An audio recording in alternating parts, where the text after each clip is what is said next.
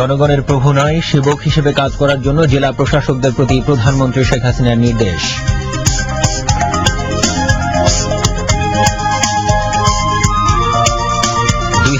সালের মধ্যে 41 লাখ টন মাছের উৎপাদন লক্ষ্যমাত্রা অর্জনে সংশ্লিষ্ট সবাইকে এগিয়ে আসার আহ্বান জানালেন রাষ্ট্রপতি জিল্লুর রহমান।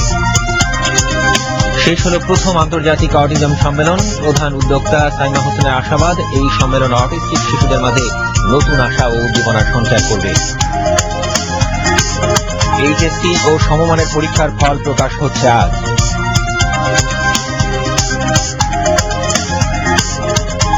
মরক্কোর একটি সামরিক বিমান বিধ্বস্ত হয়ে অন্তত ৭৮ জন নিহত হওয়ার ঘটনায় সেদেশে ৩ দিনের জাতীয় শোক পালনের ঘোষণা। মেক্সিকোর একটি কারাগারে ২ গ্রুপের মধ্যে লড়াইয়ে অন্তত ১৭ জন নিহত। এবং বিশ্বকাপ ফুটবলের প্রাক বাছাই পর্বের 50 ম্যাচে অংশ নিতে ঢাকায় এসেছে লেবানন। আসসালামু আলাইকুম। বিটিভি ও বিটিভি ওয়ার্ল্ডের সকালের সংবাদে আপনাদের আমন্ত্রণ জানাচ্ছি আমি হাসানুল করিম।